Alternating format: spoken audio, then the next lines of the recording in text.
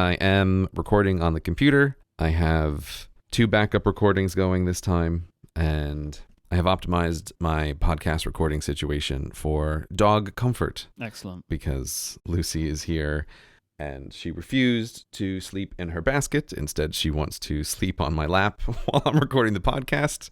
So I had to change the whole setup. Feel like you frequently change your setup for dog comfort. Dogs come first. It feels like it has been a really, really long time since we've recorded a show the way we're recording a show today. Like, honestly, like it feels like it wasn't even the same show that used to do what we're doing today. I know exactly what you're saying. It's like, oh, Myke, I talked to him a lifetime ago. It's amazing. Well, okay, we have that, which is like, it just feels like it's been forever since we recorded an episode. Mm-hmm. But I mean more that you're not at home. I'm in a whole different country. I'm in America at my parents' house. Am I a whole new person? Because it feels like the person I used to be, he only existed in one location. He never went anywhere. But the person I am now, the whole world is available. He can go places. He can see things. He can do things. What a novel concept. The previous person doing things, no, there was no doing things. There was staying at home. So yeah, it does feel like, wow, it sure has been a real thing since the last time we spoke to each other. So in our last episode, we were wondering if you were going to be able to make your various trips. And it seems like that you obviously have done it because you are in America now. You're with your parents. How was your travel experience? Yeah, it's one of these funny things where I know that previous me was quite concerned.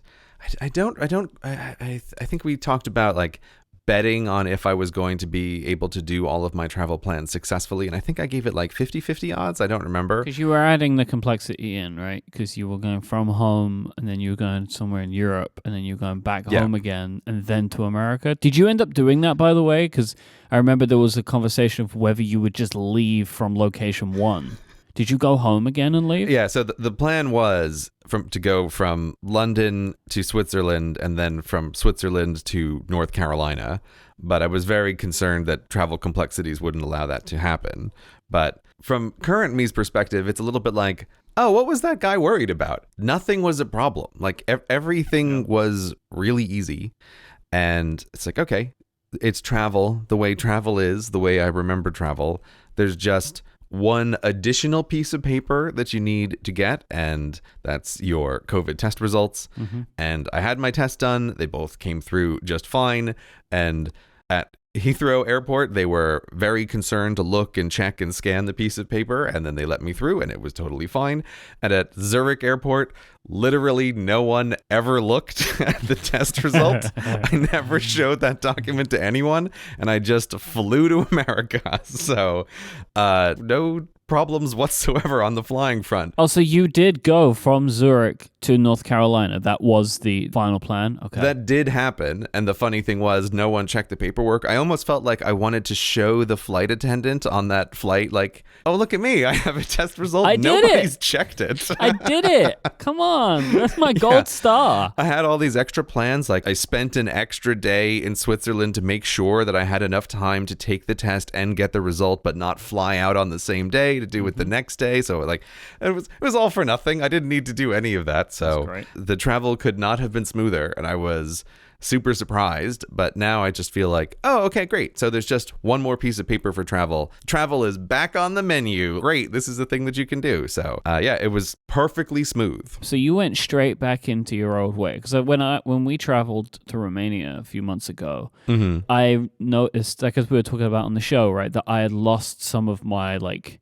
traveling confidence because things were more complicated. But for you, it feels like you were just straight back into old gray mode. Yeah, I think it helped that I had the 2 flights. So on my flight out to Switzerland, I was a bit like, oh my God, everything, like airports are so big. Am I agoraphobic now? I don't know. I did have that a little bit on the way out, but by the time I was on the way back, like, you know, it's a shock surprise. There's not many like Zurich to Raleigh direct flights, so I had to take a couple flights to make it to North Carolina. But by that point, like, then I just felt totally normal. It's like, okay, I'm just on a plane for a while.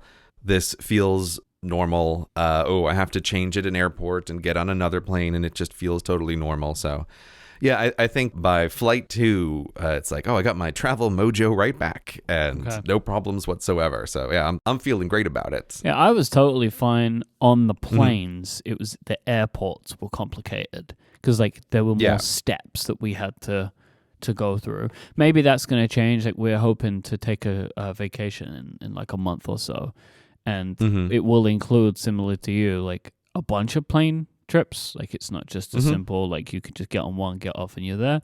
And maybe that will help kick me in a little bit. I really would like to not have regressed in that, because I used to be such a nervous traveler, and I really just don't want that. I tell you, I have not got my packing situation under control. Like we taken a couple of like little weekend breaks in the last month or so, and my packing situation is just, it's a nightmare, and I'm not really sure what I have to do to get that back under control again. I feel like I've forgotten how to pack.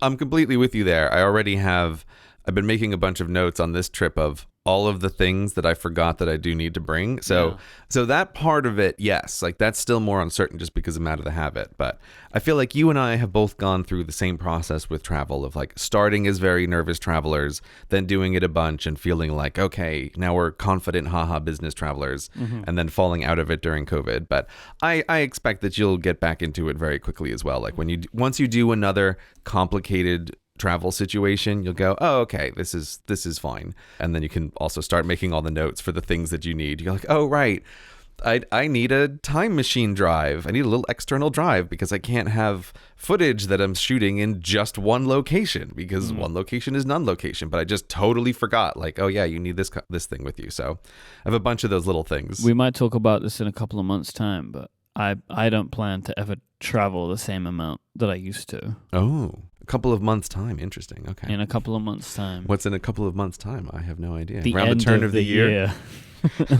Interesting. And so I just don't plan to do that anymore. I will still, I expect, travel more than I have at certain points in my life, but not to the level of like 10 trips a year or whatever it was that I was doing in like 2018, 2019. Right. Oh, well, I look forward to hearing much more about that. So these trips are mostly like relaxation focused for you, right? How has that been? Am I right in assuming that it's been kind of like get out of the usual flow, take a break in some ways, kind of thing? I don't know. It's been a real mix. I wouldn't say it's a clear like one thing or the other. At the start of the year, I did say I'm going to see my parents and my family before the end of the year. Like I just don't care what happens. And so that was part of this trip. It's like, okay, it's September. Like if you're really going to do this, you need to do this at some point. So that's part of what this was about. But part of it was also working. And so one of the things that I did is the reason that I went to Switzerland is that was actually a writer's retreat thing that I was doing with a couple of friends. I know. It sounds so fancy. Did you wear a beret the whole time? Yes, I wore a beret and I was smoking a cigarette. And I was looking into the mountains. Bonjour, everyone. Yeah. I mean, it was in the French-speaking part of Switzerland, which was hilarious. Good old French people always refusing to speak English, even when you know they can understand you perfectly well. It's like, they're always holding up that stereotype. I always think, that's not real. That's just a thing people think. But no, it's totally real. But yeah, so it was great. And it is a thing that, like I do work trips on my own, greycations, where I'm just doing it like a dedicated period of work. I've been lucky enough to be invited to some of these things with some people. And this is one that a couple of friends had been trying to arrange before the whole pandemic started. And then is one of these things that we just kept pushing back several months at a time for a year and a half until finally all of our schedules lined up.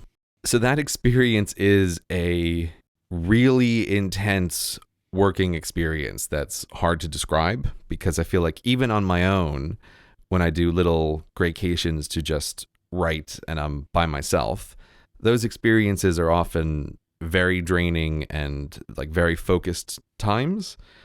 But when you also have a few other people there who are there to do the same thing, and you're also kind of checking in with each other at the end of the day of like, hey, what did everybody get up to? It is really intensive. It's a really focused amount of work. And it was a great experience to, one, be able to travel to a different place, two, be able to see some friends who I've been trying to meet up with for a long time, and then three, be in an environment where I have, what I think of as like colleagues, and we're all there to do the same thing, which is get a lot of writing done in a short period of time.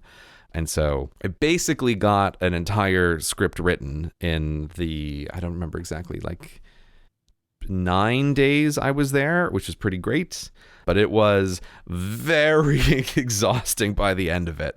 Like I was completely tapped out, just like no energy left, can't do anything, just got on a plane and flew to America. So that was the first part of the travel, which was very, very work intensive, like quite easily one of the most intensive, say 10 days of work that I'll do all year, partly because other people are there and like we're checking in with each other and we're all here to do the same thing. So it's very focused, very intense. I have some questions about this experience. Okay. What are your questions? Everybody's working on their own projects? Yeah, no one's working together. There isn't like a theme, like a overall, like we're all going to write a script about such and such topic? No. There's no theme. Okay. There's no structure to it. No, because also we're not all the same kinds of writers. Like we're writing different sorts of things, so it doesn't make sense to say like, oh, we all have to write a script, because not everybody is writing a script. Yeah. So everybody has their own stuff that they're working on, and there's just like a very vague at the start of it. Oh, okay.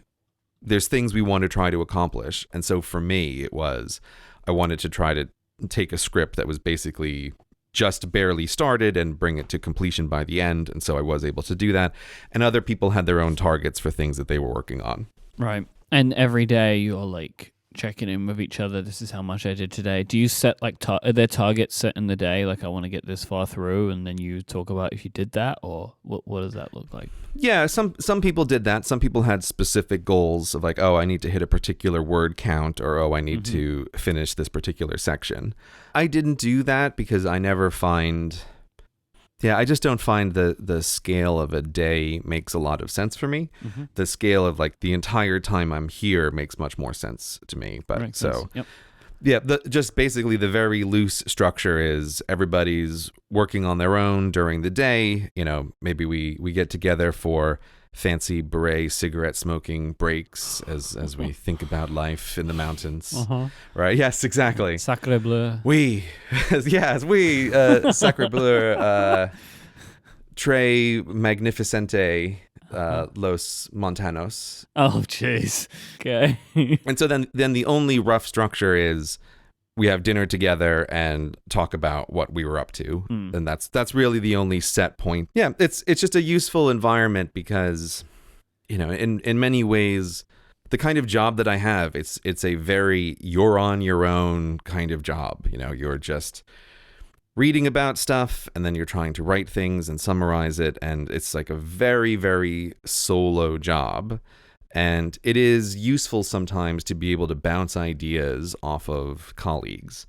And it's particularly useful to be able to bounce ideas off of people who do similar work, but maybe in a slightly different way or a slightly different field. So you can get just a different take on things. So it's a very useful experience. And I always feel very lucky when I get invited to one of these kinds of things, because I've always found it really beneficial. Do you not think about trying to find a way to keep that as an ongoing thing? Or do you think it can only work in these short breaks in person? For me, it only works in these short bursts. I don't know, there's a lot of things that I find effective in much smaller doses that as ongoing things I just don't find effective. Probably partly the novelty of the trip helps that. Yeah, so I think novelty is a big part of it. I can convince my brain to be super serious about it, in a really constrained amount of time. It's like, okay, we have to be working at 100% no jokesies. That's also why like it makes it more serious when you travel to a different spot. Is like, no, I'm very serious about this. Like, I've taken time to go someplace. Right. Why else would I be here if I wasn't actually getting the work done? Like, if I wasn't going to get the work done, what was the freaking point in making this trip? Yes, exactly. And like, so I've tried at various times these kinds of, and just to be clear, I'm not knocking this. I'm just saying it doesn't work for me. The sort of thing where you try to, on a much more regular basis, say like, oh, check in with people every other day or every week about what you've been doing. And I just find that I'm not able to maintain it over a long period of time. And my brain starts to, I don't know, just like not take it seriously anymore. And so it doesn't work. So yeah, it does sound like, oh, shouldn't you just do that all the time?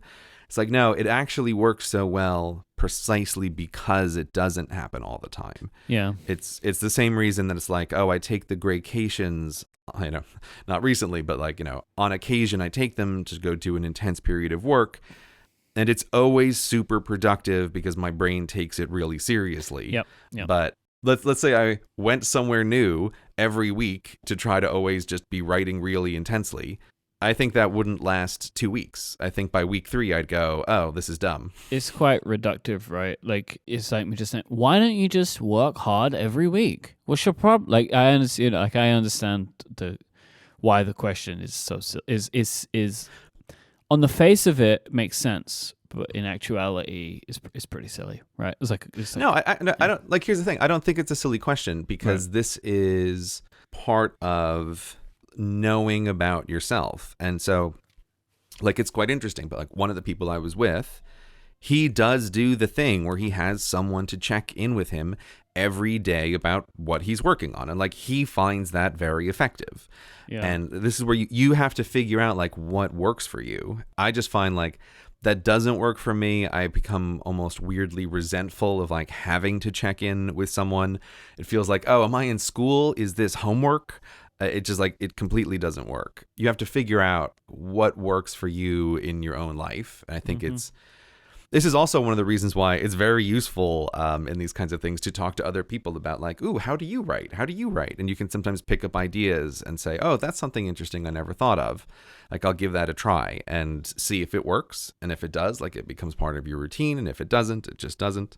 It's an interesting and valuable experience, but it's not something, it's not something I could do every month.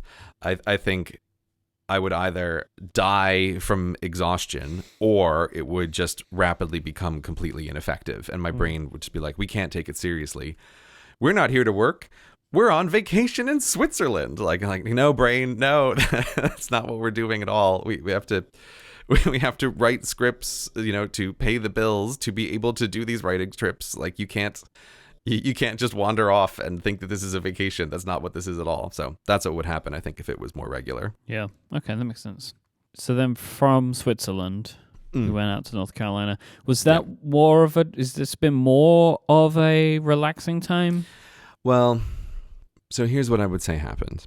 I don't know if you remember, Myke. Constant talk of the swamp of uncertainty that I was living in. Yep. I think in some ways it worked out great to be able to do this writing trip with some friends. And in other ways, it was a terrible decision because after having the Sharks project, followed by the Tiffany project, and then immediately going into the most intense, week, 10 days of work that I've had in a year and a half, I really was just, I was like barely alive when I got on that plane. It was brutally exhausting. Oh, it also doesn't help that the poem video that I was working on, one of my main goals with that thing was I was like, oh, I absolutely have to get this done before I go on the writing trip. Like, I need to be completely done with that project. But guess what? It wasn't done. Like, I didn't finish it in time. So the first few days I was there, I was really like just busting my butt trying to finish up the last few details on that poem video and get it done. And also I was like, oh, I need to film a thing at the end. And so some very sharp-eyed viewers did notice that those mountains are like, oh, those look like Swiss mountains. And guess what, viewers? You're exactly correct at the end. Like, those are mountains in Switzerland. That was funny for me because I watched the version without that at the end, right? And I remember we were sitting down one day and saying to Adina, "Oh, do you want to watch the new Grey video?" And she's like, "Oh yeah, let's watch it." So I was like, "Oh, yeah, I'll watch it again." And then that happened. I was like, "Oh, you didn't finish it in time," right? Like because I knew where you were, I knew where you were going, and I kind of maybe wasn't aware of the timelines, and it was just very funny to me. It's like, oh, you were still working on it. Yeah, it was really terrible. There's like just one of these combinations of like too many things went wrong, and also that project, like, it would just take hours and hours to render on my computer, and so it's like I just ran into these delays of it.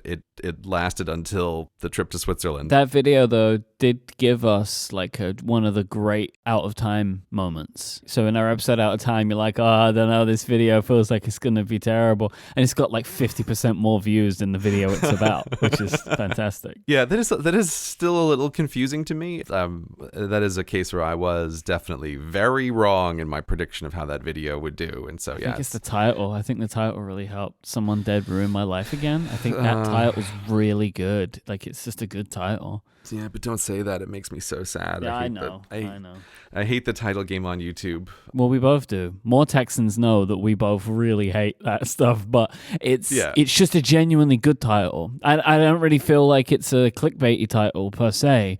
It's just a good title for that video, and it's very representative of the content. Yeah, I don't think it's clickbait either because it is representative. But it does make me sad that, if I happen to have a worse title, I'm fairly certain my prediction of this video won't do very well, would be more accurate. Yep. And that makes me really sad in my heart. But, you know, again, if you subscribe to Mortex, you can listen to me cry about how I don't like how you have to have clever titles for your videos. Like a big baby. GetMoreText.com. GetMoreText.com. But yeah, so that, like, this was part of the problem is, like, I had 2 nightmare projects in a row, one of which split into 2 videos. The second video ended up being like, I don't know, a half an hour almost. It was like forever long. Feature length is how I keep describing it. Feature length video. Yeah, it's a feature length video. And then also, my only goal in life was I have to finish this stupid poem video before I go on this writer's retreat, and I completely failed. And so then I was like just rushing so hard to finish it on the writer's retreat. And you know, Myke, this is a thing that just never happens. Like, when I finish a video, it is exhausting already. So I normally take a couple of days off. Yep. Like, I just have to. Yep. But I'm in a situation where I'm like, no brain, boom, we got to like hit the ground running full speed tomorrow because I've already lost a couple days of this like only happens once in a while trip that's super valuable. So I just went like straight into writing another video, which I never do. Got to the end of the week, I had finished a script.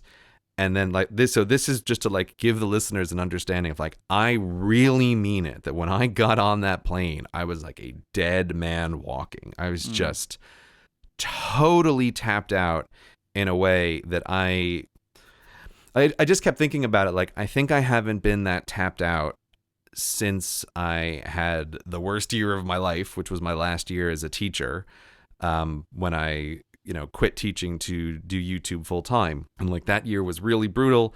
And I remember the same thing, like that summer, I was just so tapped out from trying to manage my teaching job and also trying to do enough videos to push the YouTube channel over the hill so it could be like a full-time position.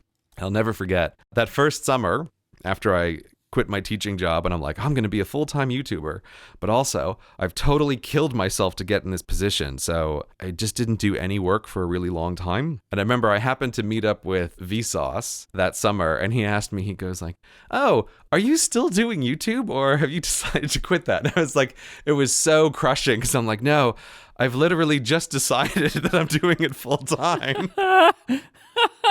If you're retired, I've only just started.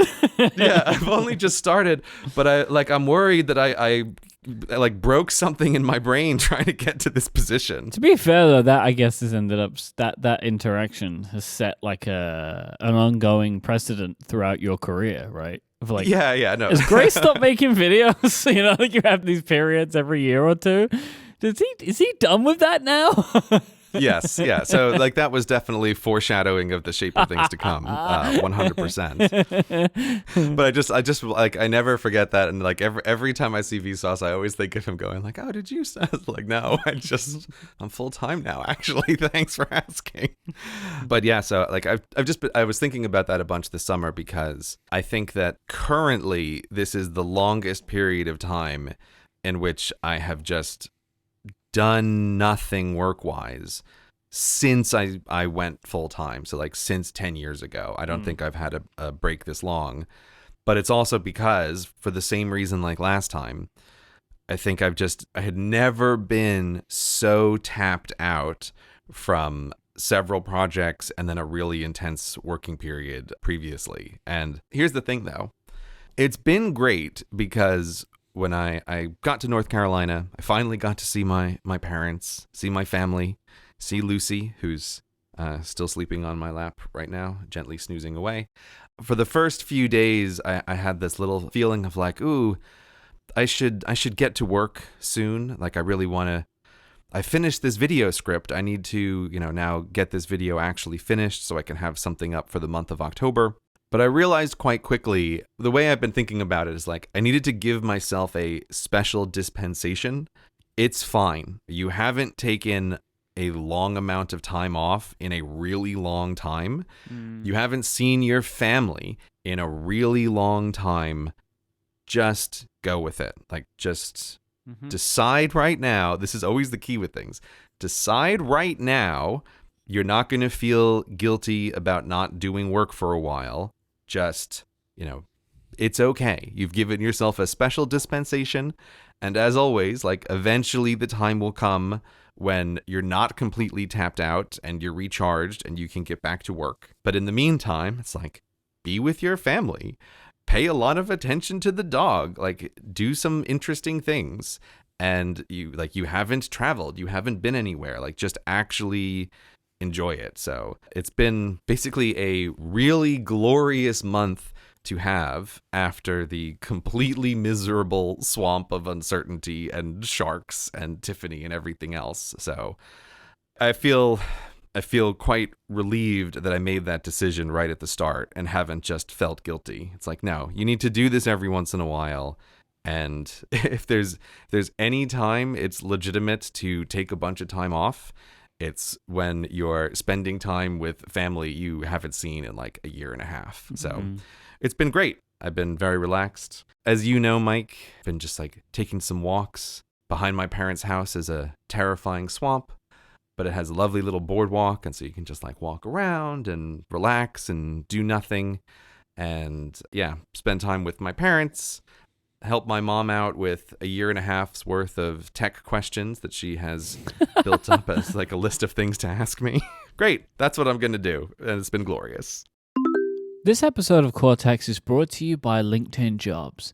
Today, many small business owners, they're busier than ever.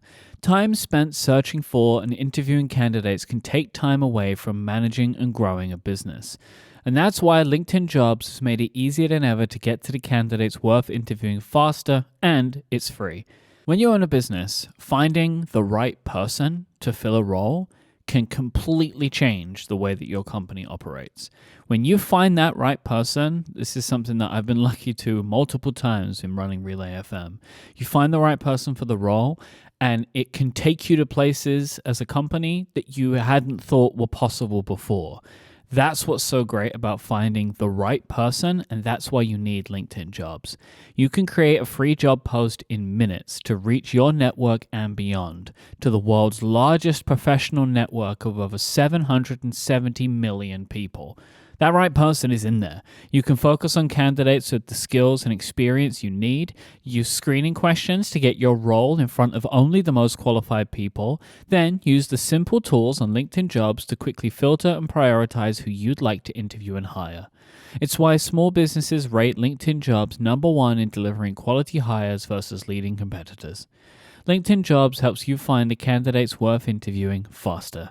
Did you know every week nearly 40 million job seekers visit LinkedIn? Post your job for free at linkedin.com/Cortex. That's linkedin.com/Cortex to post your job for free. Terms and conditions apply. Our thanks to LinkedIn Jobs for their support of this show and Relay FM.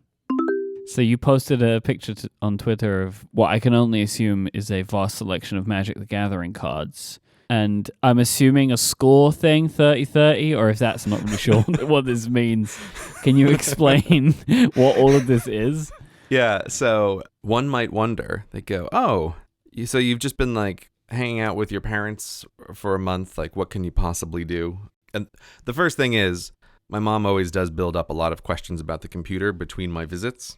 And so she did have a literal folder full of sticky notes of tech questions that we needed to work through. But one of the other things that did come up is my mom expressed a little bit of interest in learning how to play Magic the Gathering. Mm-hmm. So she had seen my the stream that I did on my channel, and she had heard us talk about the game on the show a few episodes ago.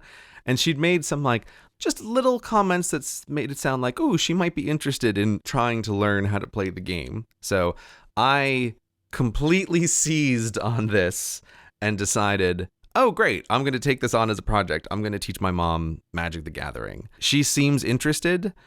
I also think she will totally love it. I took a picture at the end because I thought it was hilarious. But before I arrived in America, I thought, ooh, okay, I'm going to teach my mom this game. I need to order a bunch of cards. Oh, but also, if I'm going to teach her, we need some dice to keep track of things. Oh, and also, we do need to have a scoreboard because that'll be easier than writing numbers down, and it like gives people something to focus on. So I started ordering like a bunch of equipment, and I didn't quite realize until I actually arrived in America how many little Amazon boxes full of Magic stuff were waiting for me on the other side. But anyway, it was very fun, like opening it all up and getting out the cards. And it's been this interesting experience because the game is incredibly complicated and difficult to explain. I've had this interesting experience over the last several weeks, like teaching my mom, who, by the way, has gotten very into it. Like she is super into the game now, as I've completely expected she would be. I'm sure it will surprise absolutely no one to hear that CGP Grey's mom is also a very obsessive kind of person who can really get absorbed endlessly in the details of a bunch of things. And so this is why I was looking at her and going like, oh, you'll totally love this. Like if I love this, you'll love this. But so even though I haven't been working in the sense of writing a script, I feel like I've had this incredible experience, which is trying to explain this incredibly complicated game in a way to get someone else on board. And it's I keep thinking of this phrase of like, it's been professionally useful to me, because when I make a video and I'm trying to explain some idea, whatever it is, one of the main things that happens as you write a script where you're trying to explain something is you can make choices about simplification. Like, how are you going to simplify an idea for the listener? When you research a topic, you end up knowing a ton about it. At least I think if you're doing a good job making a video, that's what you should be doing. You should have a deeper understanding that is conveyed in the actual video itself, or whatever it is you're explaining. If you're teaching, you should understand the thing a level or two deeper than the level at which you're teaching it. So that always involves like simplification. You have to decide what parts of complexity are you going to skim over. You know, so like that's something that occurs in my videos all the time. It's like I'm trying to simplify something down so that it's understandable more easily. But the problem with Magic the Gathering is that the fact that it is exactly this complicated is the whole thing. That's what the game is like there's all of these complications. And so I can't actually decide to say, oh, we're going to ignore the difference between this and that, because the difference between this and that is critical and it matters and it will be the reason why you win or lose. Or you go, oh, I'm just going to ignore that this thing exists. But you can't, because tons of the cards will explicitly reference this thing exists. And so a person will go, what is that thing that exists? So I don't know. I've just found it like very interesting as a kind of problem or like a practice exercise in explaining something where you don't have the option to simplify and the thing is really, really complex. And I've never had the experience as an adult of trying to teach someone else magic. And I do just keep thinking it's kind of a miracle that anyone learns to play the game, because you kind of need someone to be like an evangelist and tell you like, okay, listen, this is going to take 2 weeks. This is unlike any other board game you've ever come across. But I promise you it'll be worth it at the end, but it will never seem worth it until 3 weeks from now, where you've not only like learned how to play it, but you've also been able to play it on your own a bunch and start to get a feel for it. So, hey, trust me, we're going to go on a 3-week journey together. And at the end, you'll love this thing, hopefully. Sign me up.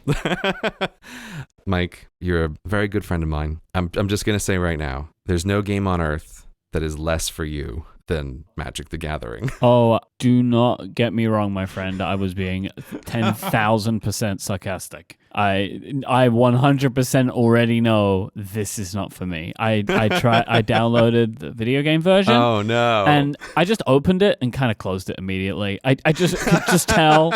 I don't know why. I just be like, no, this isn't for me. Like just in general, card games, just like general card games, like I tend to just forget how to play them all the time. I'm not very good with like board games, like remembering the rules of board games.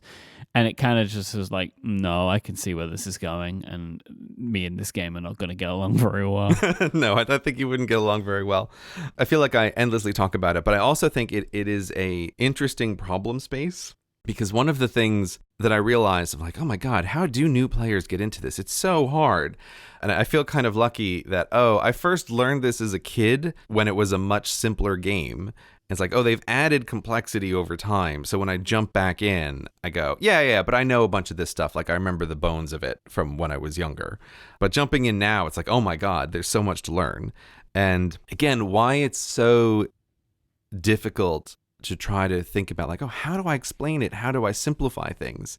Is because, there's a ton of rules, and literally every rule has an exception to it. That's part of the point. So you go, okay, all right, this is very complicated right to start with.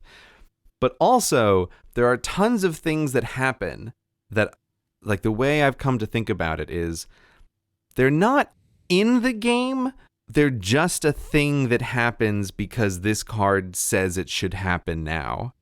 And it's like, oh my God, like how on earth do you explain this? And the thing that's been quite interesting to me is I can't stop my brain from working out, how would I try to change this to make this friendlier for new players? And, there's just a bunch of pattern matching that's taking place.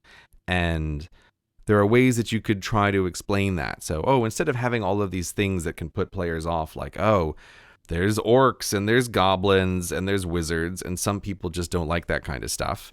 It's like you could explain all of this just using shapes. You could say, this card, it's a square, and this card is a circle, right, and that one's a triangle. And you have another card that says, remove all triangles from the board. And like, suddenly it's so much more understandable. It's just like you're just matching patterns. You're matching these different words that are going on. But anyway, it's also just made me think a lot about what makes games fun. Right? Like why is it that a game can be fun? And a big part of, I think, what some people find fun about games, and I don't know if this is true for you, is it's not so much the game itself that's fun, it's the figuring out how to play the game part that's fun. Like at the beginning of the pandemic, my wife and I, we got the board game Pandemic. And we played it for a little while. Great idea. Sounds like a great Did you say idea. bad idea? I said great idea, but I mean bad idea. No, it was great. Have you All played right. Pandemic, the board game? No, I've never. No, I've never played it. No. I think you might actually like Pandemic. It might be fun. But so here's the thing. It's like, we played it, but part of the fun for me is like learning how to play the game. And I go, okay. But at a certain point, I feel like I've kind of solved it. It's like, I know how to play this game. I've gotten reasonably good at it. Mm-hmm. And now suddenly the game just loses all interest and I just never want to play it again, which is exactly what happened with Pandemic. And so my pitch for anyone listening is, if you have this experience where you play games, but then at some point when you feel like you've figured out how to play the game and then you just lose interest, you actually don't really want to play it anymore once you know how to play, it's like Magic is for you. And it's one of the reasons why I really wanted to pitch this to my mom of like, oh, she should totally get into this. She would love it. Because I've seen her do this same thing her whole life, where she learns how to play a game, she kind of solves it and gets very good at it, and then totally loses interest in it. But what you're saying is, with Magic, there's always something to learn. Yeah, it's completely impossible to master. And so, like, I taught my mom how to play Settlers of Catan a number of years ago, and, you know, she used to play on the iPad. And then I think she basically became like a world-class player and never lost and got just totally bored and was like, oh, okay, I've solved Catan. There's nothing more here for me. And she put it away and never played it again. But the thing that makes Magic different is that every 3 months they come out with new cards, and the new cards change all of the rules and mix everything up. And so, like, it's never, ever done. If the thing that you think is fun about a game is figuring out the game, Magic 100% is for you. But the flip side is, oh my God, is it the most complicated game in the world to explain to another person and to get another person into and to like get someone on board with. So there's a funny way in which even when I haven't been working, I can see that the part of my brain that does the thing which is my career in some ways, which is explaining things. How do you do it? How do you make it better? How would you want to change this language so that it's more comprehensible to a viewer? Like, that part of my brain is on vacation, but it's also had this interesting toy to like play around with while it's recharging.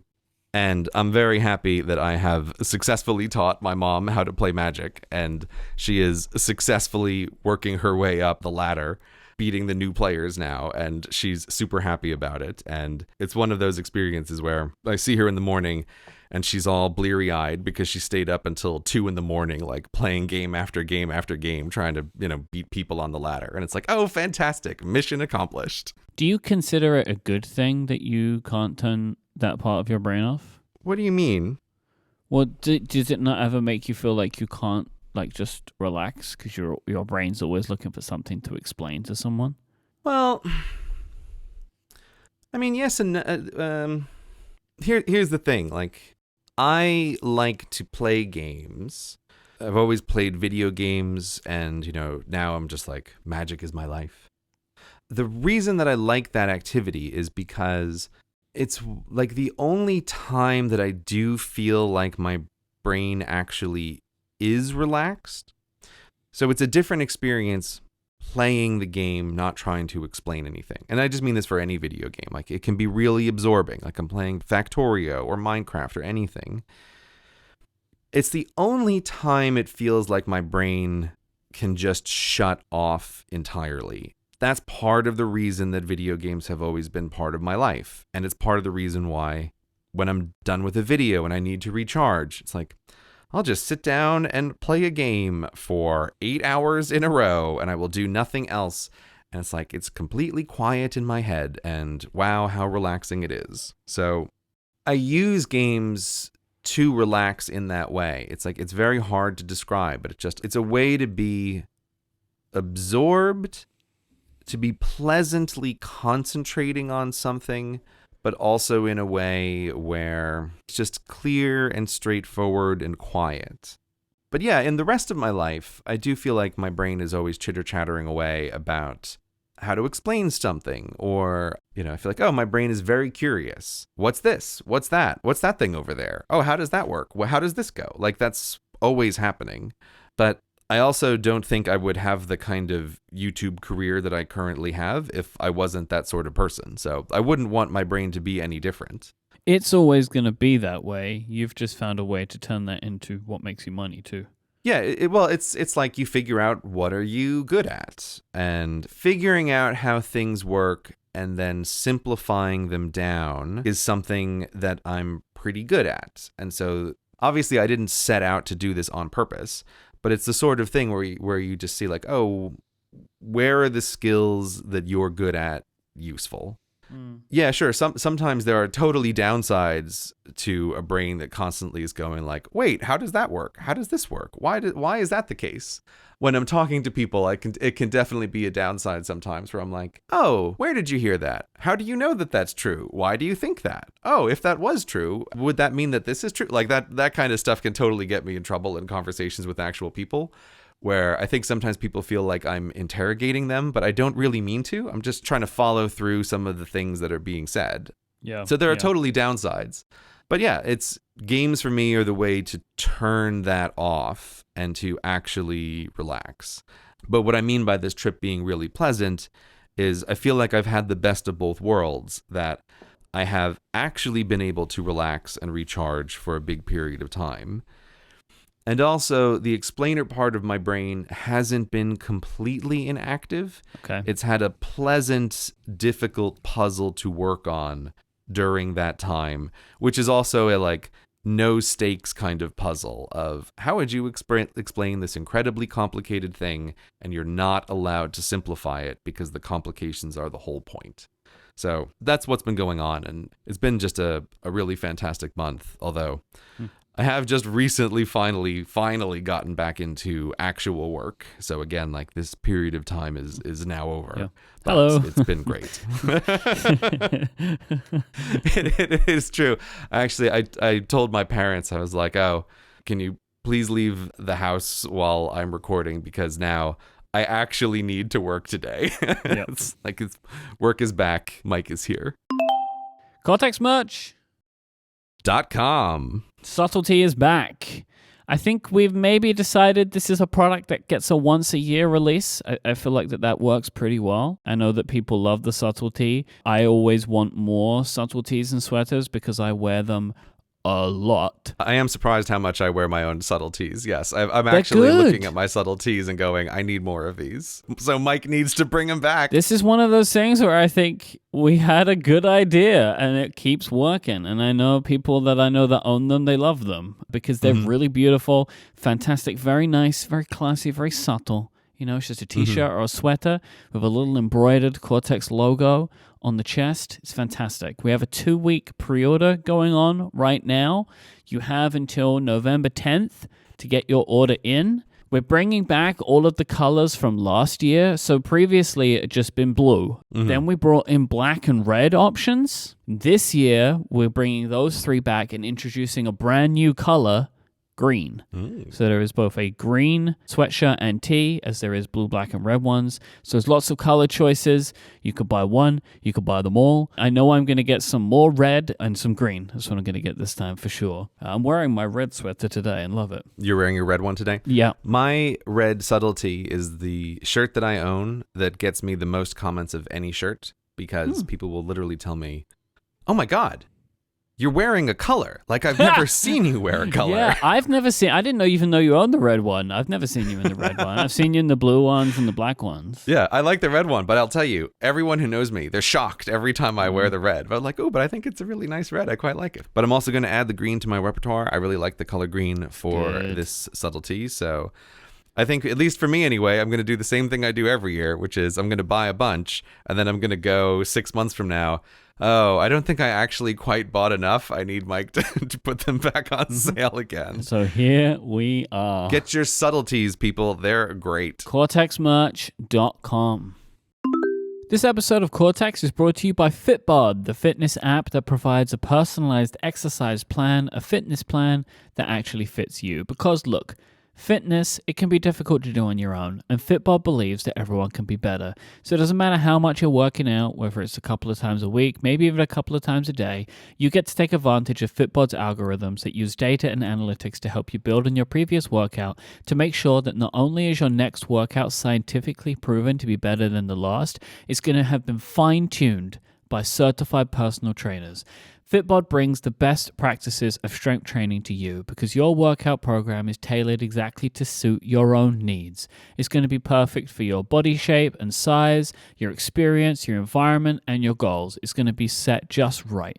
Because look, it can be really hard to know how much you should be doing while exercising, or even to know what to do. Like, I never even really know what to do. And it's what I like about Fitbod is that it shows you all of the exercises. It keeps them really varied, and you get to see the little videos and the really detailed explanations to help make sure that you're doing it correctly.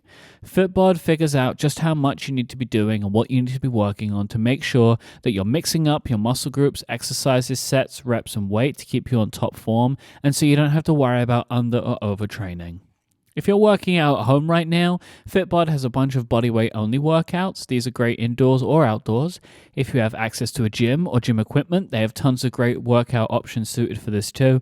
Basically, whatever you have, whatever you need, Fitbod is there for any exercise routine to help make sure that you're staying on the path that's right for you to take steps to become a better version of yourself. Fitbod is available on iOS and Android. You can get started right now just by going to fitbod.me/Cortex. This is where you'll also get 25% off your membership. That's fitbod.me/Cortex. Try out Fitbod for free and get 25% off your Fitbod membership. A thanks to Fitbod for their support of this show and Relay FM. Talking about great, maybe I'm tipping my hand here. Oh. Brand new iPad mini. Oh, do you like it, Myke? Do you have an opinion on the iPad mini? Have you given away your opinion right at the start? Do I love my iPad mini? So it's been out for like a month now. So at the iPhone event, Apple unveiled an iPad mini, which by and large is very styled around the kind of newer iPad aesthetic. So like maybe closer to the iPad Air. Has Touch ID, full screen, not no bezels, but much thinner bezels now. Nice and thin in a few different colorways. Supports the Apple Pencil. Which is a thing that I think we spoke about on the show in the past that we thought would never happen. I think somebody sent me a clip of that at some point over the last couple of weeks, which is us believing that the Apple Pencil would never come to the iPad at this point. This was some time ago. And yeah, so we have a brand new design. You have one, right? You did get one? Well, okay, so no. I didn't get one. My wife ordered one that was delivered here to my parents' house. And so the box was just sitting there. And I had no intention of buying the iPad mini. Do you want to know why, Myke? Why? It's so tiny. It's so teeny tiny. Like that screen, it feels like the screen is barely bigger than the big phone. Well, I don't think that's the case. I mean, in size, like when you look at it, like when they say like, oh, these are the sizes, it's like, oh, surely that's not that much bigger, but it is a big difference. But for me, it's not even so much the screen size. Even on the iPad mini, you have iPadOS, so you're able to do more on that screen. I had no intention of getting the mini, but my mom did get a mini, and so I saw her using it, and I thought, ooh, that looks interesting. And then somehow my wife's iPad box got opened and I installed my iCloud settings and one of my iPad backups. I can't get up. Onto my wife's iPad mini. You know, just to try it out, just to see. You know what my actual critical test for the iPad mini was? Is it too small to play Magic on?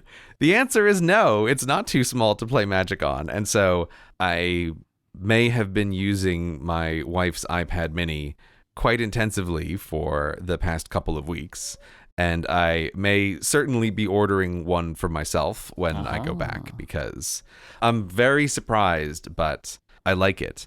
I like it quite a lot. It seems extra ridiculous when I put it next to my giant iPad Pro. Yep. But the thing that has been really interesting to me is realizing it's just a very nice notebook size.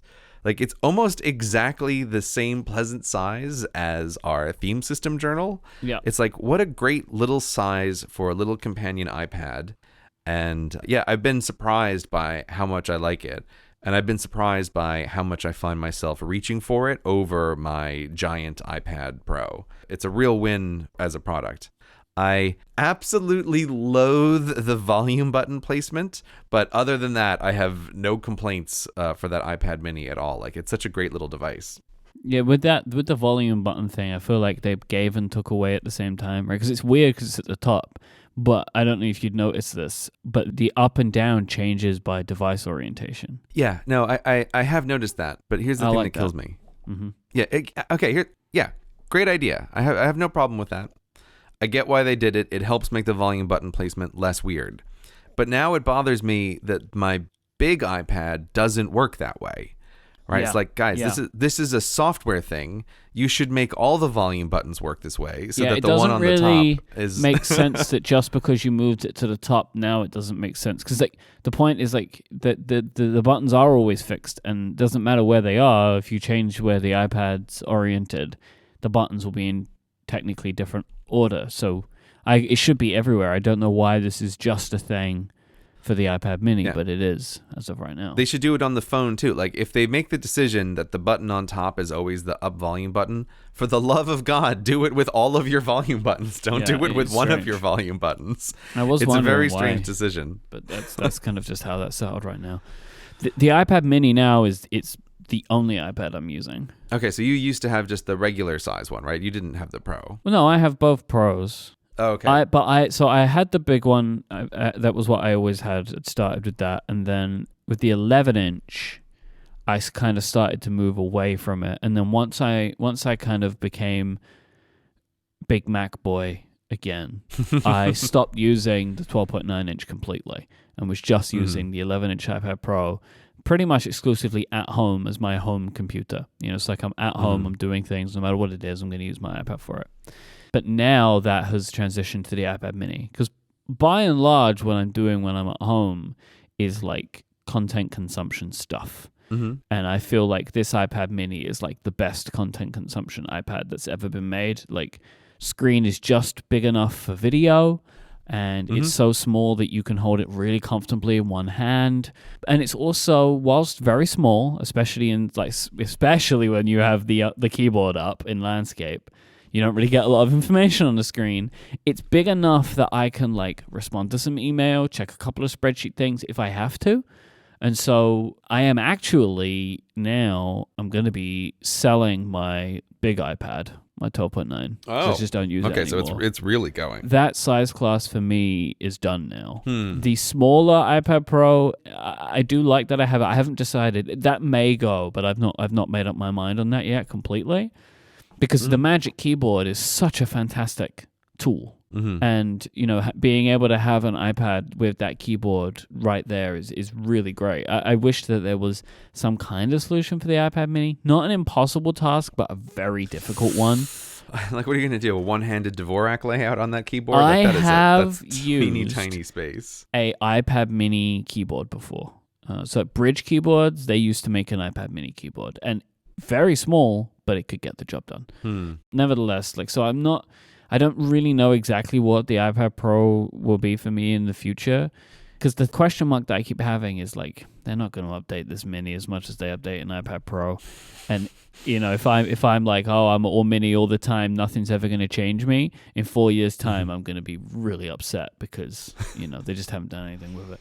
So I don't really know exactly what the future holds for me when it comes to the iPad. But right now, because this iPad mini has all of the specs that I care about the most, you know, like it's fast and it's capable, I can do anything I want with it. It really has just become like, this is the perfect iPad for what I'm using an iPad for now. I'm going to recommend with the keyboard stuff. Like, I think on the mini, it's way better to float the keyboard and use the little floating like iPhone style keyboard instead. The swipey guy, yeah, I've been doing that. I've been doing that more. I've been doing the split keyboard a bit too, but the floating one is the best one because you could still just use one thumb while you're holding it to do all of that. Yeah. So that works pretty well. I have bumped into a few applications that don't handle that very well. I don't know why. I've had some stuff like since the iPad mini come out where like there's been some weird like just UI things that have been going on, which are starting to get cleared up. But I think one of my favorite was the carrot weather widget. Like the widget shows you like a 7-day forecast, and it would show me Monday, Tuesday, Wednesday, and Sunday. because Thursday, Right, yeah. Friday, and Saturday would get cut off, and that was very funny to me. Like just a couple of days would just get cut out of the widget. Because it is slightly different in size and all that kind of stuff. And so with these kinds of things, because they just drop them all of a sudden, some developers. Yeah, this is always the case when Apple has a new screen size. Is you have to expect for the first month there's a lot of like UI weirdness. Oh, the Magic app isn't full screen. There's weird black bars on the side. It's like, right, because they had no idea this was coming. And yeah, I've definitely noticed a few other things that are a bit weird. Mm-hmm. The other thing that like this one reminded me that I totally forgot that I used to do is like that split keyboard where you can use two thumbs to type on either side of the screen. I find that a really comfortable input method. Mm-hmm. And I forgot that I used to, with one of my very old minis, sometimes take it out on a walk and use that double thumb split keyboard as a way to like write down ideas really quickly. And I've been doing that again, like as I've been taking little walks around here, and I just love it as an input method. I find it just very pleasant. It's faster than on the phone with one thumb, but the device isn't so big that it like I'm not going to take my giant iPad Pro out for a walk and use like a split keyboard on either side. Like that's dumb. I really like the size of it, and I also find with the cover and hallelujah, the flat sides.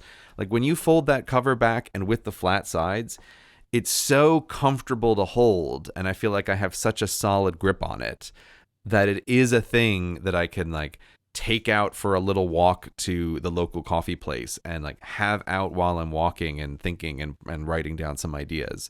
Like it really is just a fantastic little form size. I think they did such a good job with it. And I'm with you, Myke. Like for whatever reason, Apple seems to not enjoy updating their small devices, but right now, while it's new and it's still reasonably fast and can do all the modern things, like I think it's a fantastic little iPad. Maybe if we just convince all the Cortexans to buy them, then maybe they will update it more frequently, because like we just need to become complete evangelists for the iPad Mini now, which I have no problem being, because it is an absolutely superb little device. I have the purple one with the cherry case, and it's such a nice little pairing, and this thing's gonna like, one of the things that I've been struggling with when thinking about getting back into travel again is I'm not going to want to have just an iPad with me anymore, which is what I was doing with some trips before. It was just an iPad.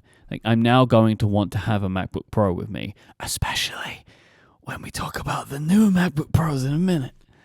All I'm going to want is to have a MacBook Pro with me. And I was struggling about like, would I want to bring an iPad? Like I really love my iPad for like everything I do when I'm stationary, like when I'm at home, I barely use my phone. I use my iPad, like that's what I like. And if I'm on vacation, if I'm hanging out or we're in the room, like I would want to use an iPad for all of those things, right? Like when I'm not doing work, but I'm not on the go, like, this is kind of the way that I like to consume content and media and stuff. And if I was going to be bringing my iPad Pro, then that's like a big, heavy thing, because I'm going to bring my iPad Pro, I'm going to bring it in the Magic Keyboard because, of course, and then it's like now I'm bringing two laptops with me. Yes. Right? Yeah, 100%. You're bringing two laptops. Yeah, and now with this little thing, it just can just be thrown in the bag in like the book pocket, not even in the laptop pocket. Like my tote bag has like a book pocket where I put my journal, and this goes in with it. Like, and it just feels like nothing. It doesn't feel like I'm bringing any additional weight with me, and it's just it's made even that kind of equation way easier for me. Where like it's a no-brainer. I'll bring this iPad with me. It's no problem. I could just put it in my jacket pocket if I want to. You could put it in your jacket pocket. Oh, I put it in my pajama pocket if it's... It's an interesting question. I don't know if when I get my Mini, if it's a thing that I'll bring on trips with me, but I will definitely be tempted. I think I won't, because my perfect travel solution is I have the MacBook and I bring the big iPad Pro, because when I'm working, I use Sidecar to have the two screens for the computer, which is one of my favorite things Apple has ever done. Like, god damn, is that an amazing feature. Hey, I mean, you could do it with the little one if you want, right? I don't know how good it's going to be. You know, like I'm actually sitting here right now. I've never even tried. I don't even think I've ever seriously ever used Sidecar. Oh my god, Sidecar is the best, Myke. It's my favorite thing ever that's Apple done. I have like tried it, but I've never like seriously used it. So how do you use it? Do you set it up as a separate monitor, or is it like just for certain apps? Yeah, so it like Sidecar allows it to function as a separate monitor. That's really all it is. It's like you plugged in an external display to your computer. And that's why, like, you know, on my writing retreat, it's like I've got my laptop and I have the second monitor, and that allows me, you know, without having to actually bring a second monitor, to have a really great working setup where it's like I can have notes on one screen and a script on the other. And it's like, yeah, I know I can put them side by side on the same screen, but it is so much nicer. It's so much easier to be able to spread out across two screens. Like it really is like whatever engineers at Apple worked on Sidecar, like, thank you. It is my favorite thing in years and years that Apple did. And like, it allows me when traveling to just really get so much more out of these things. The only thing I'm always wondering is like, hey, could I connect more than one iPad to my laptop? Because I would totally consider doing it with 3 so I could have 2 screens on either side of my laptop when I'm working. But it would be amazing if I could do that with the mini. So do Sidecar to the big iPad and do Sidecar to the tiny iPad. I wouldn't be surprised if Sidecar doesn't actually work with the iPad mini. I wouldn't be surprised if they hard-coded that in to be like, no. I got it running right now. Oh, it does work. Oh, that's interesting. Okay, I'll have to play Oh, it. hey, look, it's like a little touch bar down here. What's going on? So I've got Safari open and it's showing me all the tabs like a touch bar. Yeah, the Sidecar lets you have some little iOS-style controls along the side of your second monitor. I turn all of those off because I just want to use it as a second monitor, because I want to be able to use the keyboard on my laptop to just move between all of the windows and everything very quickly. I'm not going to touch the screen. All right. Well, when we're done with this show, I'm going to have to go try Sidecar with my mini. I don't think it will be the same, but I'll be curious to give it a shot. Well, let me tell you, it works. It's tiny, right? Like any app I'm putting on this, I have to significantly scale down in size. But I don't know. What do you put on the side? Like, what are you putting on Sidecar? Like, what are you putting on the display? So usually the way it works is I have like my script writing app on the main display, and then I have Notes or Safari on the second display. And so that's how I'm using it to like divide up the screen.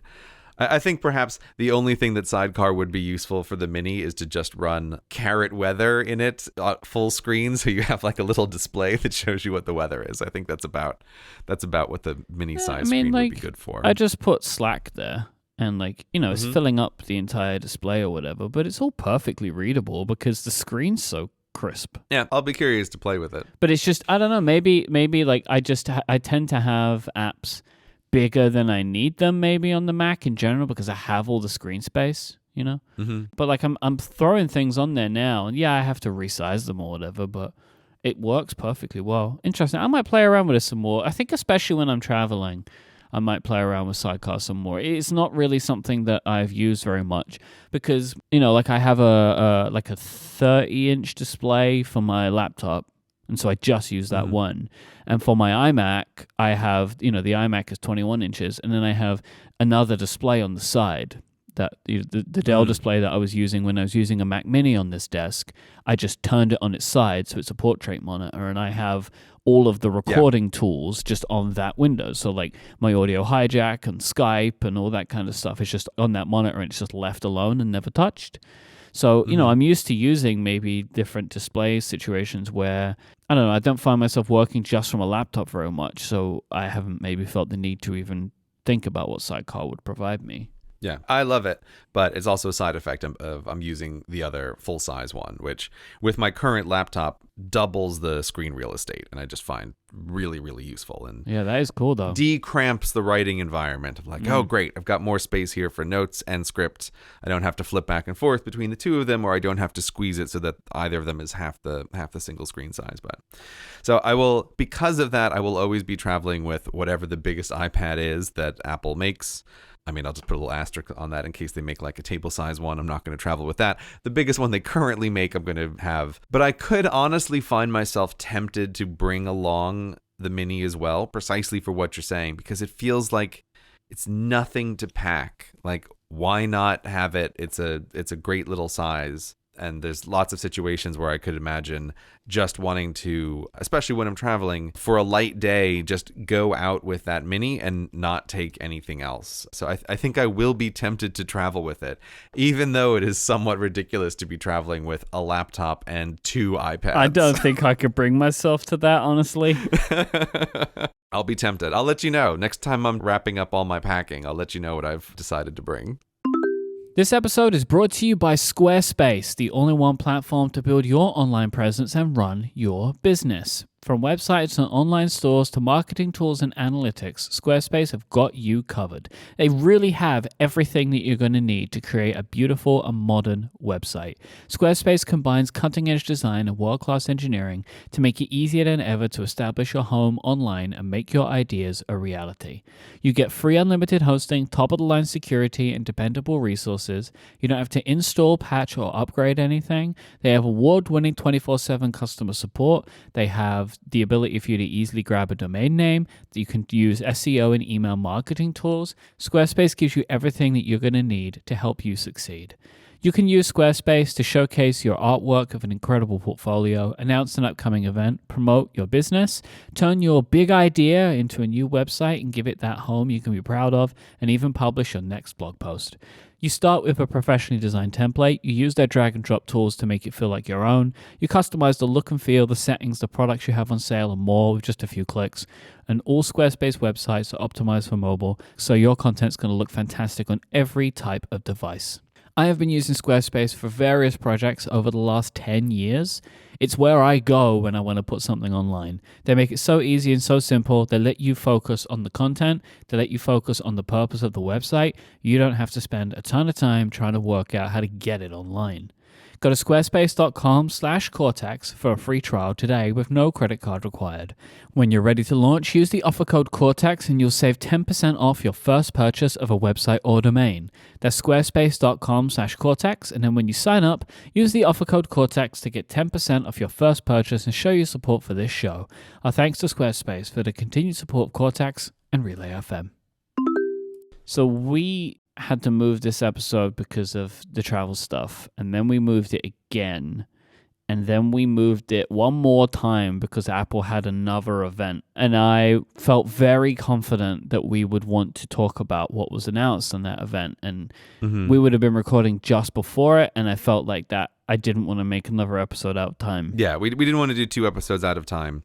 It was also partly my fault. I don't know. Maybe we'll talk about it in more text. But I did a little bit of like a trip within a trip. So I as always, am constantly causing Myke problems with the scheduling. So yeah, we bumped stuff back. But when you told me like, ooh, there's going to be the MacBook Pro event maybe, and we were scheduled to record the day before, it's like, well, that just seems silly. Let's wait and see. And I don't want to tip my hand, Myke, by, giving away my opinion right at the start, but it was great to wait for these MacBooks, which as far as I can tell have been delivered directly from heaven by angels to us to use on Earth. Not that you want to tip your opinions of it too soon. They did it, man. They done did it though, right? So we are recording just before we get them. Maybe by the time this episode's out, I might have I kind of spec'd mine out in such a way that it's taking a little bit longer. I didn't just go with one of the default options. I made some choices. So it's kind of coming towards the end of next week for me. Maybe the week after that.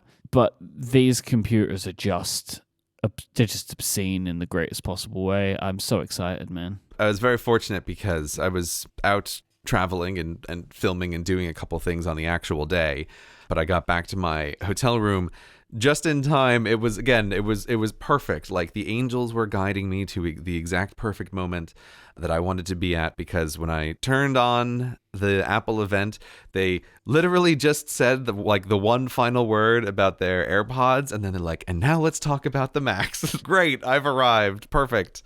And it was 30 minutes of glory. Rarely have I been so happy at an Apple event for all of the stuff that they did with the laptops. It just kept getting better and better. And like, I have been dying for an upgrade to my MacBook Pro. And it's like, man, they delivered on every single mark. And, I know a lot of professionals will talk about this sort of thing, but my experience in particular was, that day I had been out, I had been filming something, I was driving, so I had 2 dash cams recording, and I had another camera that was running in the car, and I had like another camera that I was using. And you know what I got back to the hotel room with? Handfuls of SD cards that I needed to unload onto my current laptop. And so like, when I'm watching this event and they said, oh, and we've put an SD card reader right in the laptop, I'm like, oh my God, thank you so much. Like, no port could be more welcomely received by me than that right now in this moment when I've got a pile of these freaking things, and it's so annoying to use dongles and adapters to try to get it through, and they're always so much more flaky. Like, that's just the most minor of things that they put an SD card in, but I couldn't have been more primed to be thrilled at like one addition in that moment than I was. I was like, oh my God, please keep talking about these computers. Tell me more. And boy, did they have more. Yeah, I think the whole ports thing is interesting because what they did with it, really, they made a bunch of niches of people happy. And then someone like me who very rarely needs an SD card or a HDMI port. But I do need them, maybe once a year I'll need it or whatever. So it's like they make people who really need it really happy. And then people like me, it's kind of like, okay, great. I know I have it now. Yeah. Like, I'm not like super excited about it. They could have just given me, honestly, I would have like probably preferred 2 more USB-C ports or Thunderbolt 4 ports than those for me, right? Like, why not? Basically everything I own now is either that or I've replaced cables. I've done that a lot. I have USB-B to USB-C connectors for some of my audio gear, right? Yep. So like just over time I've been slowly changing them over anyway, but also I guess like most people, I've invested in docking solutions, so like I'm not going to change any of that. Like when I'm at my desk, I have a dock and it has all the ports that I need or whatever, which is awesome. But now I'm just pleased that they have done it for the people that need it. I totally agree with that. Like when they were talking about the HDMI port, I'm literally not even sure what that's for. Like, I think that's for external displays or something. I'm not displays, projectors in offices is a really big use case. Like you need to connect to a projector to do your presentation. Having a HDMI port is massively helpful for that kind of stuff. Oh, right. Okay, so I guess that's the replacement for like those old VGA. Pin, the VGA pin connectors. Oh, okay, all right, that makes sense then. But yeah, I thought like, oh, somebody somewhere is really happy about this HDMI port, and I'm really happy about the SD card slot, and this is what a pro machine should have, is like these solutions for people. So yeah, back when I used to get really annoyed about USB-C, I did look into like a whole bunch of the limitations, and I do think the way the spec is for USB-C, I don't think we're ever really going to see more than 4 USB-C ports on a laptop, just because of the like power delivery requirements for those versions.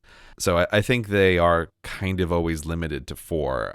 Like, I agree with you, more USB-C ports would be great, but I think I have a better technical understanding of why nothing on the face of the earth has more than 4 USB-C ports, which is hugely frustrating, but at least I can now like accept it for what it is. I will say, for me, technically I'm gaining one because my 13-inch MacBook Pro only has 2 USB-C ports. And so the new 14 has 3, and then MagSafe, which I'm pretty excited about coming back as a charging option. Like, MagSafe is a better charging connector than USB-C. Like, it's way nicer, and I like that they didn't create an integrated brick this time. Like, it's just a cable. It's like USB-C on one end, MagSafe on the other end. That's pretty sweet. Yeah, I'm happy about that. Like, while I am trying to very slowly convert everything in my life to USB-C, and I want to limit the number of connectors that exist, MagSafe is the only one they could bring back that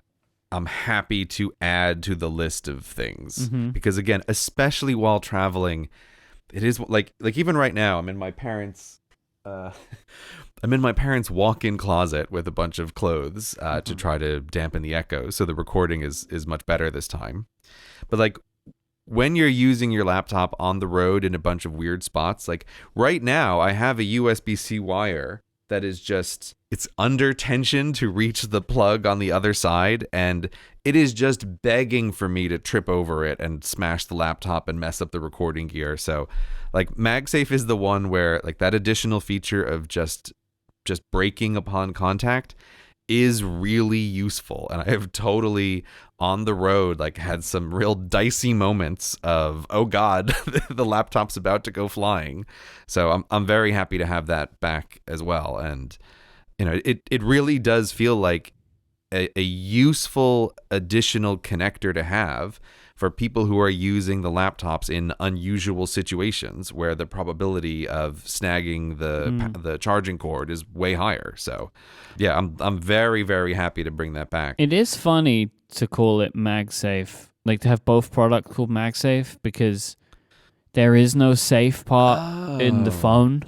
Like there's no safe. Like if you trip over a MagSafe connector attached to a phone, the phone is going with the connector. It's funny. I totally forgot that Apple called the other one MagSafe because yes, that doesn't make any sense at all. And no, it's funny. I'm currently going to put that one as one of their weirdest connectors. I still feel like I don't really know what they're up to with that iPhone MagSafe connector, but whatever. We'll see. It's just like wireless charging, but make it prettier. Yeah, it's wireless charging, but it's connected. I don't know. But also, like, why can't I put that MagSafe connector on the back of my iPad mini? Shouldn't I be able to do that? No? Oh, okay. I really wish they would have done that. That would be so sweet. At least they put USB-C on the iPad mini, though, so...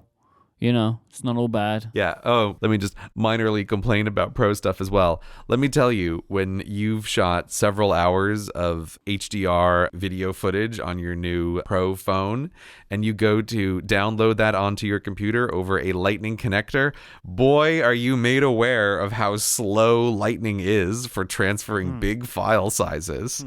I've never been more annoyed. I was like, God damn it, guys. If you're going to have a Pro phone that's shooting files that are like 50 gigs in size, you should probably put a USB-C connector on your phone if you really want people to be using this for video production. But anyway, we're not complaining about the phones. We're talking about laptops from heaven, which are just fantastic. Like, I think the other thing that I was really happy about is those processors that they put in there are totally nuts. Like the numbers that they were giving for the faster render times. Again, I could not have been more receptive to this because, like I mentioned really quickly when I was working on that poem video, because that was an unusually long video and it also had an unusually large number of cuts and it was doing more complicated things like mixing in real footage with pre-rendered animation stuff, that took forever to render the final version on my computer. I think it was like 4 hours to render the final version of that thing at full quality. And these are laptops for professionals. I'm very glad to have this MacBook Pro. But Dan, like those 4 hours definitely meant like some days it was just too late to be able to upload the video anyway. So it would cost me a day and then I'd be working the next morning.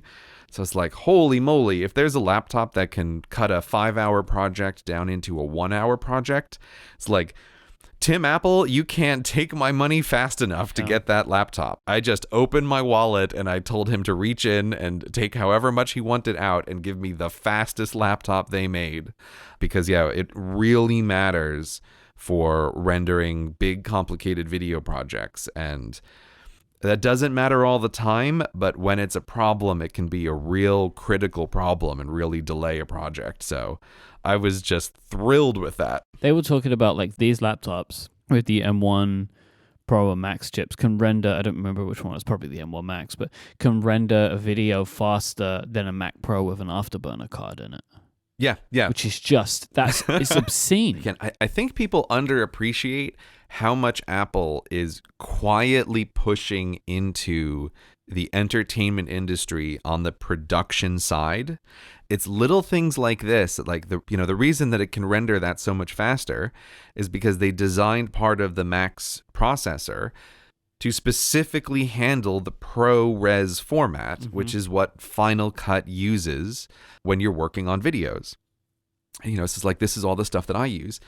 And so this is Apple at their best, where it's like, if they control the whole stack, they've made Final Cut, which is the software you're using to make videos. They've helped design the video format that the program works in. And then they can also design the chip that it's running on to have hardware designed to accelerate just this part. Like, that's why they're able to hit these totally crazy numbers.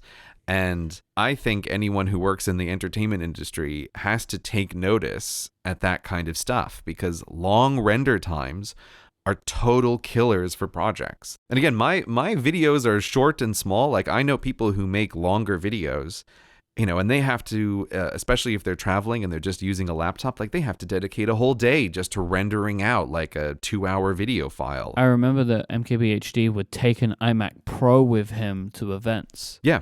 Because he used to try and use a laptop, and it would mean he couldn't upload before he would leave. Because he's doing everything in like wild 8K and all that kind of stuff, you know? Yeah. And people hear something like that and they think it's crazy. But this is also where, like, you have to think about it in a professional setting, where the difference to MKBHD about being the first or the fifth to upload a video about a brand new technology product, like, the difference to him is worth way more than like the cost of bringing that iMac Pro with him to render the files. It's just interesting. Like, I look at what Apple's doing and I think they are really trying to take market share from Adobe with this key selling feature of like, but look how fast we can render out the final video project. Why do you think they're doing this? Because it just felt like they didn't care for a while. Like, what do you have any kind of feeling on that? Like, I agree with what you're saying. Like, they're building into the chips, like, which is really super interesting, the ability to handle all this stuff better. But like, it feels like it can't be that many people. Like, it's like an interesting thing to go to these kinds of levels for it. So here's my estimation. Again, just from like being a YouTuber, I'm on the edges of some people who work in the real entertainment industry, you know, on like big projects. Mm-hmm. And my take on this is, yeah, you're right. This isn't a huge market in the sense of the laptop market is tiny compared to the iPhone market. And then I think when you're looking at people who work in professional video production, that is much smaller again than the laptop market. So it's not a huge number of people. But the budgets for big, proper, professional, like Hollywood and TV and Netflix productions, they're huge. And so what I think Apple is trying to go for here is the market is not big, but for those people, the cost of the hardware is a trivial part of the whole cost of the production. So like you're making a TV show, and even if we take a look at the Mac Pro, and it's like, okay, you say you fully spec out a Mac Pro and it's $20,000. That's like nothing in the budget for making a TV show for a streaming service. It's like a trivial cost compared to everything else. So I think Apple is pushing in this way because it's just a market for whom the cost of the product is almost irrelevant compared to their other costs. And also, the computers that are rendering the final products are very frequently the bottleneck for lots of other things to happen. They're the bottlenecks for, say, being able to render a file of the production in process for one of the executive producers to watch. Because you can't have him like watch your raw version that you're editing. You need to render something for him to be able to see. And if you're working on like a big complicated thing, that's going to take a long time. Let alone whenever you have a deadline for a TV series or a movie, it's like, boy, you better hit it. And guess what? Like I know this from my own teeny tiny projects. After you render the file, you better watch it through all the way to make sure there wasn't a last-minute mistake. And if you make a last-minute mistake, you have to re-render the whole thing.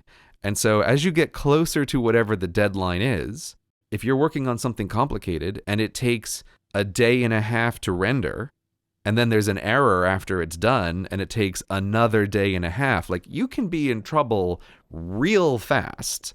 And there's huge amounts of money on the line for hitting, production deadlines. So that's like, I don't know for sure, but that's my feeling about why is Apple pushing in this way, is they've identified a market that has a problem they can totally solve because they control the complete stack, right, and who is also willing to pay almost any amount of money to make this problem significantly better. So I would easily predict that these laptops, like it's their first go at doing this, but I expect when they come out with their next Mac Pro with their new chips, the numbers that they're going to be able to put up for rendering projects on Final Cut, I think those numbers are going to be insane, right? They're going to be able to say, like, we can render a video file in 1/50th the time, right? Yeah. And that's where, like, those Mac Pros are not for normal people.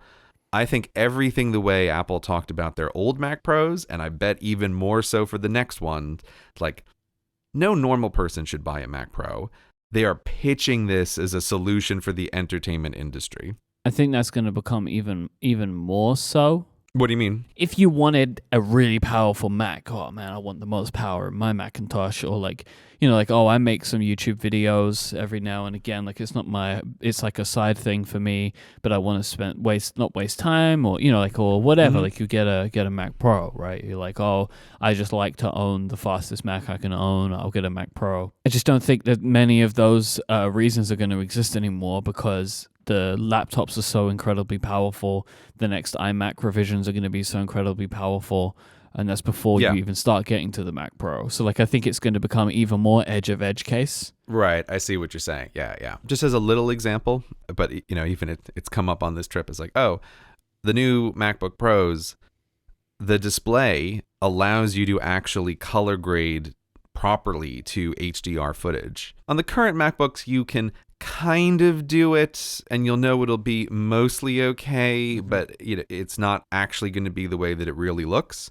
It's like, oh, on the new ones, you can properly grade HDR footage to the right color. Why would they do that? Like, that's not a feature that basically anyone in the world cares about unless you're in video production. And even there, you have to be in pretty high-end video production to care about that. I do think that there is a certain type of buyer, which includes me, which is like, I just like knowing I own a computer that can do that. Oh, yeah. Obviously, there's a way that they can talk about it. And it's just like, oh, it's cool to know that your computer now has a 1,000,000,000,000 contrast ratio. Like, they love being able to say those numbers. But I'm just saying, getting it to the point where it can color grade HDR footage is a very different and also very specific thing to hit. That's different from just like, we made the colors even better. Mm-hmm. So I just feel like the messaging here is really like, it kind of reminds me of how ages ago Apple really made a push into schools to be, in the education world. It just feels to me like they're trying to do that now, that they're trying to push into the entertainment production world. And I suspect, like, Apple has a little bit of a problem if you compare Final Cut to Adobe software, which is, I've used both. I know lots of people who are familiar with both. I would say the general consensus is that Final Cut is much more pleasant to use, but it's a program that works best if you are an individual. You can use it in teams, but it is a little bit more work to do that. Whereas Adobe is clearly designed as like a teams first product. But I think like maybe what Apple's trying to go for here is they're trying to catch people like they did in education, where someone is at the start of their career in entertainment. Maybe they're a person who has a YouTube channel and they're a one-person show, or they're just an influencer who's like using their computer to put together videos. And as that person grows, banking on, oh, they use Final Cut and they got familiar with this and they're using a Mac. And then as these like new people get larger in the entertainment world, they're the ones, since they like and use Final Cut, who can enforce that, like, okay, my little production company, we're going to standardize on Final Cut. We're not going to standardize on Adobe because it's what I know. I don't know if that's true, but that's kind of my guess, is I feel like maybe they're trying to catch people at the start, get them familiar with Final Cut by having all of these huge advantages of like everyone knows if you're making videos, Final Cut on a Mac is huge and fast, and then, you know, standardize your small production house when you become successful around this product. And then when you're running a production house and you start dealing with much, much bigger budgets, you don't care at all about how much the new Mac Pro costs. You just want the fastest computer that can render it. So I don't know. I could be wrong, but that's kind of my guess about what Apple's strategy is here. And I just feel like lots of things are pointing in that direction. And this new amazing MacBook Pro feels to me like it has a lot of things pointing in that direction. All right, Gary, let's finish up on a hashtag Ask Cortex question for today. I have one for you from Eli. And Eli wants to know, does Gray still listen to Girl Talks all day? I was just re-listening to an old episode of the show, and I'd totally forgotten about this album. Yeah, actually, good timing for this question, because I listen to songs on repeat go in and out of favor over the course of months and years. And Girl Talk All Day had actually been really out of favor for a long time. But actually, on this most recent writing trip, it came back in a big way. Like, I listened to it just a ton.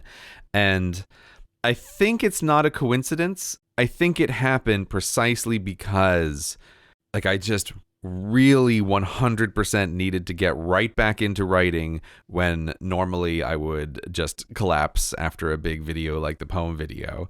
And so, it actually was the first thing I queued up, like the morning after that poem video went out. It's like I got up. It's like, okay, all right, dude, time to get to work. And so I put on my headphones and I loaded up Girl Talk All Day. And yeah, I hadn't listened to it in a really long time. But I will say, like, goddamn, I love that album. I think it is total genius.